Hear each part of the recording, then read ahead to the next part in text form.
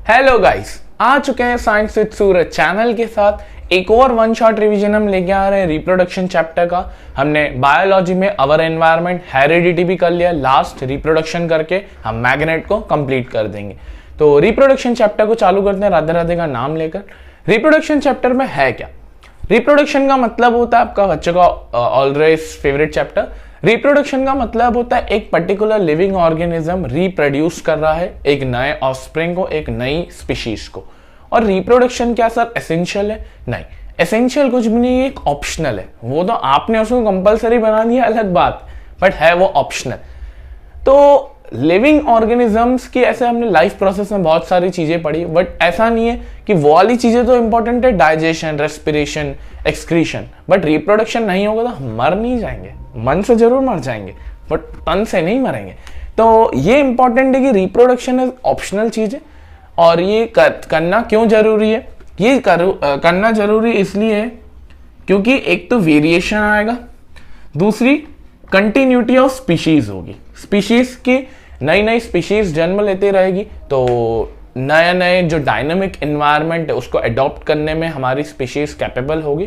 तो इसलिए हमें ये करना बहुत जरूरी होता है। अब रिप्रोडक्शन दो तरीके का होता है, एक होता है एसेक्सुअल और एक होता है सेक्सुअल। आपको पता ही है, एसेक्सुअल रिप्रोडक्शन में सिंगल बॉडी इन्वॉल्व होती है, सेक्सुअल रिप्रोडक्शन में दो बॉडी इन्वॉल्व। एसेक्सुअल में वेरिएशन बहुत ना के बराबर दिखते हैं, सेक्सुअल में ज्यादा दिखते हैं। एसेक्सुअल में less energy and less time लगता है, वेयर एज सेक्सुअल में ज्यादा एनर्जी और ज्यादा टाइम, लगभग 9 मंथ्स का। इसके एग्जांपल एसेक्सुअल के algae, fungus, hydra and sexual के ह्यूमंस, एनिमल्स, डॉग्स वगैरह, ये सारे एग्जांपल्स होते हैं। अब अगर हम बात करें इस चैप्टर में मेन चीज, तो मेन इसमें आ जाएगा टाइप्स ऑफ एसेक्सुअल रिप्रोडक्शन। 6 तरीके के एसेक्सुअल रिप्रोडक्शन होते हैं। इन 6 तरीके को आपसे डायरेक्ट क्वेश्चन नहीं पूछेगा, हो सकता है 2 नंबर में एक पूछ लिया कि ये ऐसा है तो आप बताइए ऐसा क्या होगा, और दूसरे तरीके से भी पूछ सकता है। तो पहला होता है इसके अंदर फिजन। फिजन के अंदर होता क्या है? फिजन के अंदर एक बॉडी 2 या 2 से ज्यादा पार्ट्स में डिवाइड होती है। जैसे इसके भी 2 होते हैं, एक होता है बाइनरी और एक होता है मल्टीपल। बाइनरी फिजन का एग्जांपल है अमीबा, और इसका एग्जांपल है प्लाज्मोडियम, जो आपका मलेरिया कॉज करता है। तो बाइनरी फिजन मतलब अमीबा का जो न्यूक्लियस है वो 2 पार्ट्स में डिवाइड हो जाता है, वेयर एज जो मल्टीपल फिजन है प्लाज्मोडियम बहुत ज्यादा पार्ट्स में डिवाइड हो जाता है। फिर अगर हम बात करें सेकंड, तो वो है बडिंग। ये आपने सुना होगा, बडिंग किसमें होती है? हाइड्रा में। तो बडिंग का फंडा क्या रहता है? एक ऑर्गेनिज्म रहता है, जैसे मान लो ये ऑर्गेनिज्म है, तो उसकी बॉडी के ऊपर बर्ड आ जाता है या एक आउटग्रोथ बर्ड आ जाता है। उस बर्ड को जैसे जैसे वो ग्रो होते जाता है उसकी लेंथ बढ़ते जाती, तो एक पॉइंट ऐसा आता है कि वो जो पेरेंटल ऑर्गेनिज्म है और वो जो बर्ड है, बर्ड अलग हो जाता है और वो एक नया ऑर्गेनिज्म बन जाता है और पेरेंट अलग रह जाता है। तो ये रहता है बडिंग। थर्ड बात करें स्पोर फॉर्मेशन। स्पोर फॉर्मेशन आपका जो होता है वो होता है राइजोपस में। वो कुछ ऐसा ऑर्गेनिज्म है, उसमें क्या रहता है? बहुत सारे स्पोर्स रहते हैं, बहुत सारे छोटे छोटे स्पोर्स रहते हैं। और वो स्पोर्स जैसे ही वो बर्स्ट अप होती है उसकी बॉडी, तो वो स्पोर्स जमीन पे गिरते हैं एंड जमीन पे गिरते ही वो एक नया ऑर्गेनिज्म बन जाता है। ये रहता है spore formation. Fourth fragmentation. Fragmentation की बात करें, फ्रेगमेंट का मतलब होता है पार्ट्स में काट देना, और इसका सबसे बेहतरीन एग्जांपल है स्पायरोगायरा। इसकी जो बॉडी रहती है वो कुछ यूं रहती है, ये आपको पता होगा। तो हम जैसे इसको यहां से काट देते हैं तो जो कटे हुए पार्ट्स हैं वो नए ऑर्गेनिज्म में बन जाते हैं, तो इसको हम बोलते हैं फ्रेगमेंटेशन। फिर अगर लास्ट 5 रीजनरेशन। रीजनरेशन का मतलब ही क्या होता है कि वो ऑर्गेनिज्म वापस से रीजनरेट हो गया। इसका एग्जाम्पल आपको पता होना चाहिए, वो होता है प्लेनेरिया, और दूसरा एक हाइड्रा भी होता है इसके अंदर। तो प्लेनेरिया के अंदर क्या होता है? वो जो ये वाला ऑर्गेनिज्म नहीं रहता, ये वाला, ये जो आपको आंखों से देखता है, तो ये जो प्लेनेरिया है इसको आप कहीं से भी काट दो, पूंछ तक काट दोगे तो ये नया ऑर्गेनिज्म बन जाता है। तो रीजनरेशन मतलब आप एक किसी पार्ट को काटें और उस पार्ट का वापस से ग्रोथ हो जाए या उससे एक नया ऑर्गेनिज्म क्रिएट हो जाए, उसको हम बोलते हैं एसेक्सुअल रिप्रोडक्शन, उसके अंदर रीजनरेशन। जैसे चिपकली की पूंछ क्या होता है कि आप उसे काटो तो वो वापस ग्रोथ हो जाती है, बट अपने ह्यूमन के साथ होता है ऐसा? हाँ होता है। जब आप अपने बाल कटवाते हो, नाखून रहते हैं, तो ये सब क्या होता है, वापस से ग्रोथ हो जाते हैं। बट क्या हमारी उंगली के साथ ऐसा होता है? आप उंगली को काटो और देखो क्या वो ग्रो हो रही है? ऐसा नहीं होता। ठीक है, तो ये होता है रीजनरेशन। लास्ट अगर बात करें वो होता है vegetative propagation. Vegetative propagation mainly तो प्लांट्स में होता है, एंड वेजिटेटिव प्रोपोगेशन भी दो तरीके का होता है, एक होता है नेचुरल वेजिटेशन और एक होता है आर्टिफिशियल वेजिटेशन। एक बार इसको डिस्कस कर लेते हैं, पहले इसका एसएस ले लीजिए। चलिए, तो नेचुरल की अगर हम बात करें, देखिए जो नेचुरल वेजिटेशन होता है वो विदाउट एनी ह्यूमन होता है, वो विदाउट ह्यूमन इंटरफेरेंस होता है, और इसका एग्जांपल रहता है ब्रायोफाइलम। ये एक प्लांट रहता है, जैसे एक प्लांट की पत्ती नीचे गिर गई या कुछ रूट नीचे गिर गया, तो नीचे गिरते से ही अब उसको एनवायरनमेंट में सनलाइट मिलेगी, बारिश से वाटर मिल जाएगा, सॉइल की फर्टिलिटी है, तो वो एक नया प्लांट बन जाएगा। अब इसमें ह्यूमन ने कुछ नहीं किया, वो खुद ब खुद गिरा और वो नया प्लांट बन गया। अगर इसी में हम देखें तो एक होता है आर्टिफिशियल मतलब ह्यूमन की हेल्प से। इसके अंदर भी चार होते हैं। पहला होता है कटिंग, फिर होता है ग्राफ्टिंग, फिर होता है लेयरिंग, एंड लास्ट होता है टिश्यू कल्चर। इंपॉर्टेंट है चारों ही। तो अगर हम कटिंग की बात करें, मतलब आपने किसी एक प्लांट का कोई पार्ट काट दिया, आपने फिर उसे जमीन में गाड़ दिया, आप उसे सनलाइट दे रहे हो और पानी दे रहे हो, तो उससे ग्रोथ हो जाएगी, जैसे रोज एंड शुगर केन। फिर अगर हम ग्राफ्टिंग की बात करें, तो ग्राफ्टिंग में क्या होता है कि आप जैसे एक प्लांट है और दूसरा प्लांट है, उन दोनों के टिश्यू को लिया, आपने उसे बाइंड कर दिया, एक बाइंडिंग टाइप कर दी, उसे हम बोलते हैं ग्राफ्टिंग। और जो नया प्लांट बनेगा, उस नए प्लांट में उन दोनों प्लांट्स के कैरेक्टरिस्टिक्स होंगे। जैसे मैंगो और लेमन के साथ आप ऐसा करो, एप्पल भी आ सकता है। फिर अगर हम बात करें लेयरिंग का मतलब होता है जो सॉफ्ट प्लांट्स में होता है, आप एक प्लांट की रूट लो, उस रूट को घुमाओ, सॉफ्ट होनी चाहिए, हार्ड नहीं होनी चाहिए, हार्ड घूमेगी नहीं, सॉफ्ट को घुमाया और आपने जमीन के अंदर उसे गाड़ दिया। क्या किया आपने? उसको जमीन के अंदर गाड़ दिया, तो उसको हम बोलते हैं लेयरिंग। अब होगा क्या, ओरिजिनल प्लांट तो है ही, फिर वहां से जो नीचे रूट आपने लगाई है वहां से भी एक प्लांट उग जाएगा। जैसे इसमें आता है एग्जाम्पल जैस्मिन का। फिर अगर हम बात करें टिश्यू कल्चर की, तो टिश्यू कल्चर में क्या होता है कि आप एक पर्टिकुलर प्लांट का टिश्यू काटा, उस टिश्यू को आप आर्टिफिशियल लैब में ले गए, वहां पर आपने उसे एक मीडियम प्रोवाइड किया और उस मीडियम की मदद से वहां पानी होगा, सनलाइट होगी, उस मीडियम की वजह से वो जो प्लांट है वो ग्रो हो गया। जैसे इसका एग्जांपल रहता है ऑर्चिड्स, प्लांट रहता है ऑर्चिड्स। ठीक है, समझ में आ गई ये चीज? इसका भी एसएस ले लीजिए।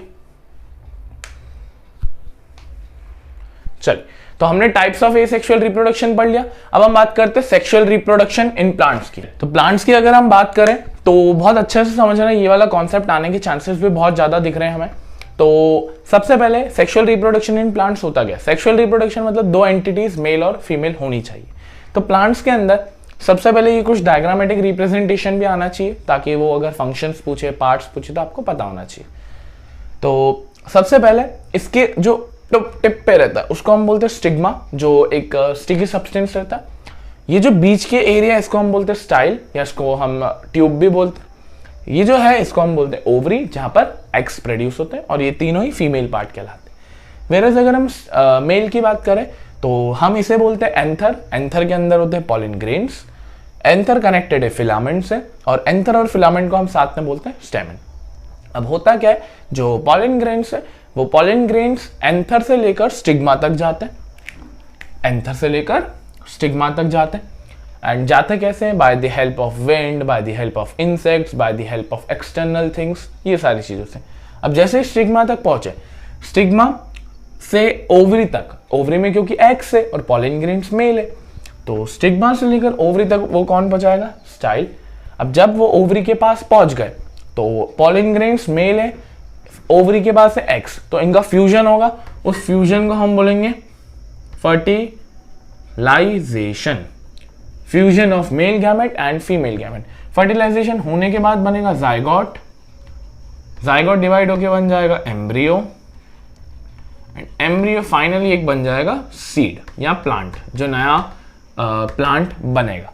तो ये कुछ प्रोसेस होती है fertilization in sexual reproduction in plants की। अगर इसको और भी अच्छे से समझना है तो मैंने इसके ऊपर बहुत अच्छी वीडियो डाल रखी है, आपको आई बटन में दिख भी रही होगी, बहुत अच्छी डाल रखी है, तो इसे देख सकते हैं। एंड एक चीज और, जब ये एंथर से लेकर स्टिग्मा तक गया तो इस प्रोसेस को बोला जाता है pollination. The transfer of pollen grains from anther to stigma is called as pollination. Pollination भी दो तरह का होता है, एक होता है सेल्फ और एक होता है क्रॉस। सेल्फ मतलब खुद ही के प्लांट्स में होता है, मतलब एक ही प्लांट्स के पॉलन ग्रेन्स सेम प्लांट के ओवरी में गए या सेम प्लांट के एग से फ्यूज हुए। क्रॉस में ये होता है कि एक प्लांट के पॉलन ग्रेन्स किसी दूसरे प्लांट के ओवरी में गए। सर ऐसा कैसे होगा? सर ऐसा हो सकता है इंसेक्ट्स द्वारा, कि इंसेक्ट्स पॉलन ग्रेन्स पे आए तो पॉलन ग्रेन्स लिए और दूसरे प्लांट पर उन्होंने ओवरी या स्टिग्मा के ऊपर स्टिक हो गए, तो ऐसा भी हो सकता है। तो सेल्फ मतलब खुद ही, क्रॉस मतलब अलग अलग, ठीक है। और ये प्रोसेस याद रखेंगे, पॉलिनेशन, फर्टिलाइजेशन, जाइगोट, एम्ब्रियो से। चलिए तो अब बात करते हैं मेल रिप्रोडक्टिव सिस्टम की। जैसा आपने प्लांट्स में देखा कि सबसे पहले फर्टिलाइजेशन होगा, देन जाइगोट बनेगा, then embryo and then finally seed. वही चीज ह्यूमंस में होती है, बट ये फीमेल रिप्रोडक्शन में होती है, ये आपको पता होगा। मेल रिप्रोडक्टिव सिस्टम की बात करें तो मेल रिप्रोडक्टिव सिस्टम का आपको डायग्राम नहीं पता होना चाहिए, इंपॉर्टेंट नहीं रखता है। मेन चीज ये कि मेल रिप्रोडक्टिव ऑर्गन जो सबसे इंपॉर्टेंट है वो है टेस्टिस, और हमारे पास वन पेयर ऑफ टेस्टिस रहते हैं, मतलब दो रहते हैं।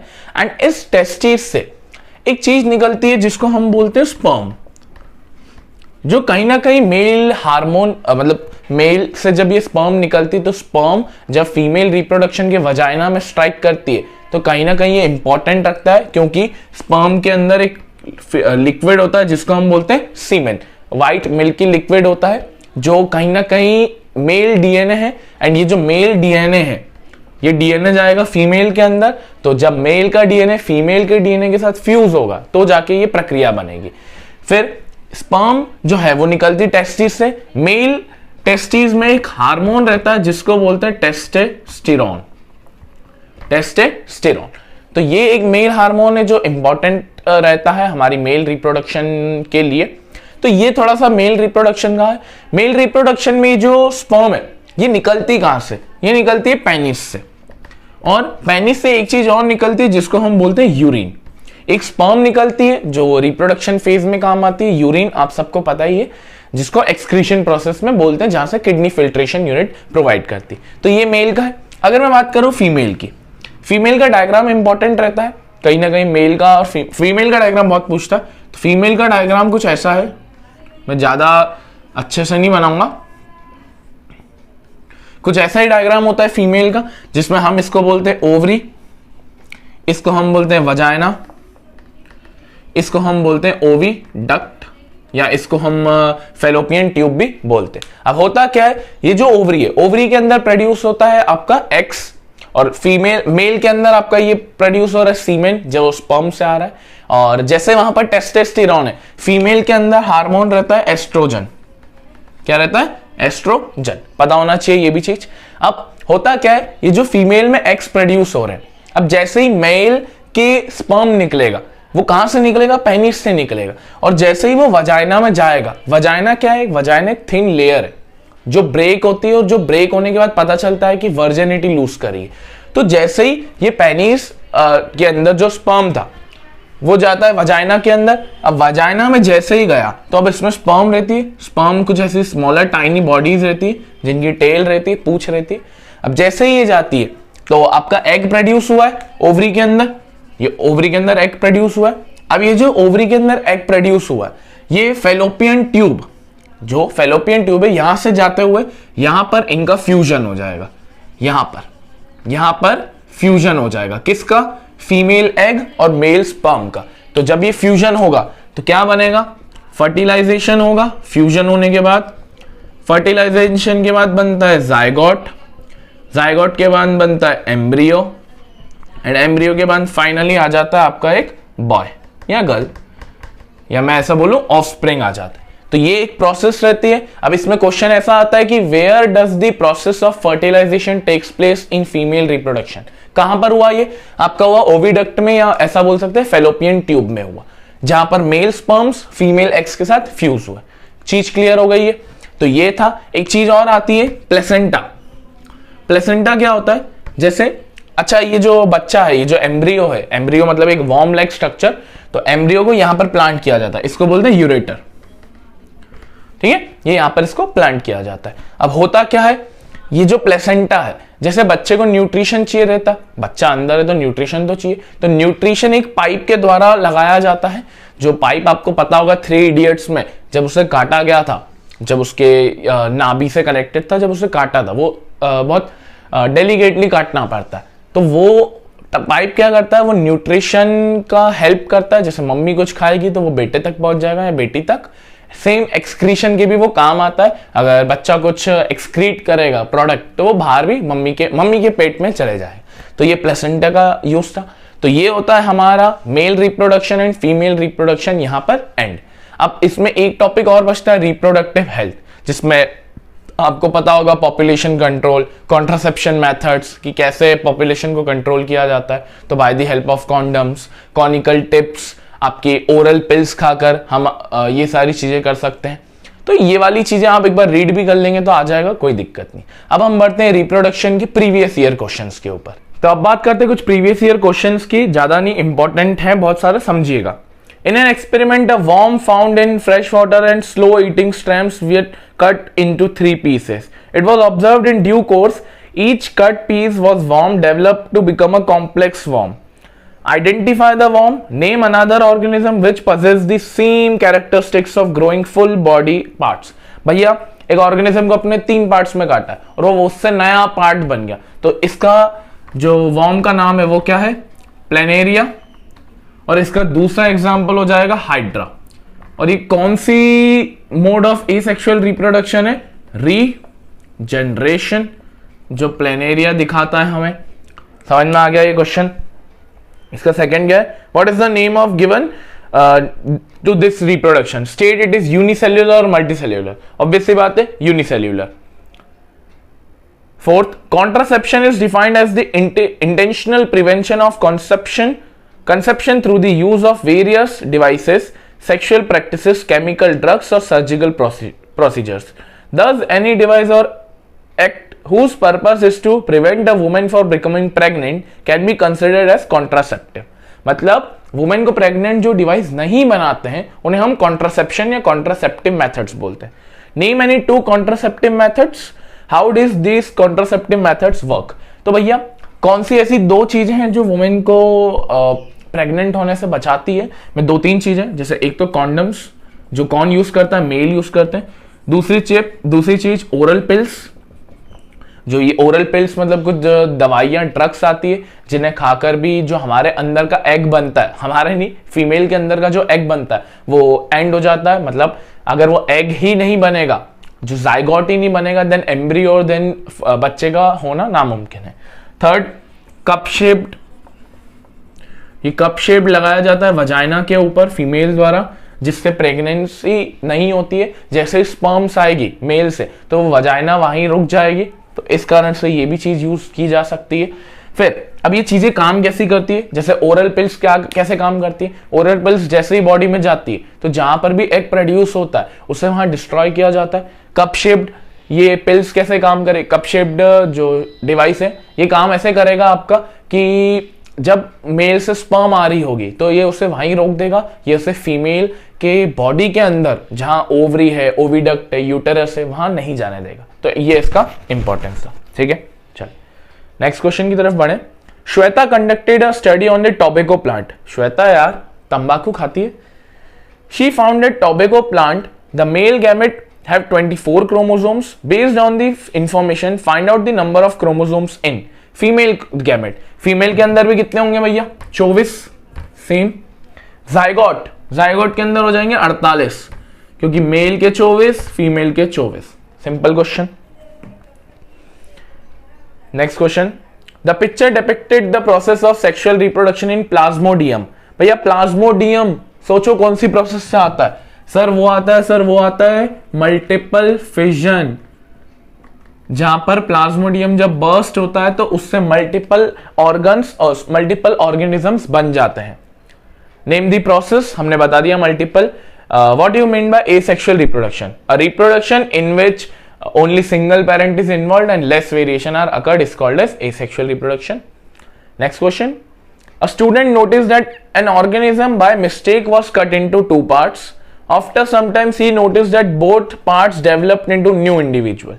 Name the mode of reproduction used by the organism. State an example of such organism which can multiply it by process. ये वही है प्लेनेरिया और हाइड्रा वाला, सेम ही क्वेश्चन है।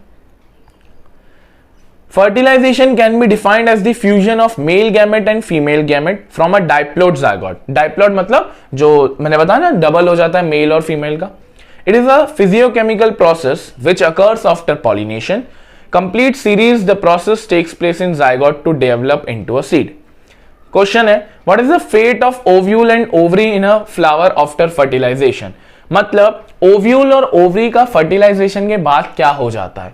भैया जो ओवरी है, फ्लावर में बात करें, ओवरी में जो एग्स प्रोड्यूस होते हैं, जैसे ही एग्स प्रोड्यूस हुए फर्टिलाइजेशन हुआ, फर्टिलाइजेशन होने के बाद उसमें जाइगोट बन जाता है। तो ये वाला था इसका answer. Second, how does this process of pollination is different from fertilization? Pollination में हम क्या करते हैं? Transfer of pollen grains from anther to stigma, ये पॉलिनेशन का मतलब होता है। और ये भी दो तरह के होते हैं, सेल्फ क्रॉस, सेल्फ जो खुद के सेम प्लांट में हो जाए, वेरस क्रॉस अलग दूसरे प्लांट्स में हो जाए। अब अगर हम बात करें फर्टिलाइजेशन की, तो फर्टिलाइजेशन क्या होता है? Fusion of male gamete and female gamete to fuse. Simple सी चीज, इसको लिख देते हैं, male gamete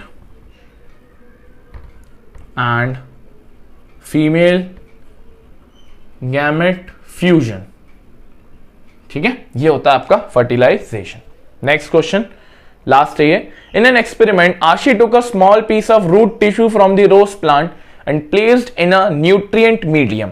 she found that each root tissue produce new rose plant. Name the reproductive process involved in this process. Ashi ने क्या किया? एक प्लांट का रूट निकाला एंड उसको एक न्यूट्रिएंट मीडियम में रख दिया। वो पूछ रहा है ये कौन सी प्रोसेस है? भैया प्लांट की बात कर रहा है, मतलब वेजिटेटिव प्रोपोगेशन की बात कर रहा है, वेजिटेटिव प्रोपोगेशन की बात कर रहा है। अब ये नेचुरल है या आर्टिफिशियल है? ये एक इंसान कर रहा है तो ये आर्टिफिशियल है। आर्टिफिशियल के अंदर भी ये चार आते हैं, cutting, layering, grafting, tissue culture. इसने एक टिश्यू निकाला तो ये और उसको एक मीडियम में बना रहा है, तो इसको हम क्या बोलेंगे? Tissue culture. Clear? Is the gene possessed by the new rose plant identical or different from parent? मतलब जो नया प्लांट बनेगा वो आइडेंटिकल होगा, सेम होगा अपने पेरेंट जैसा, या अलग होगा? ऑब्वियस सी बात है, एसेक्सुअल रिप्रोडक्शन है तो सेम ही रहेगा, अलग या वेरिएशन आने के कोई चांसेस नहीं है। क्लियर? ये हमारे सारे क्वेश्चंस हो गए रिप्रोडक्शन चैप्टर के।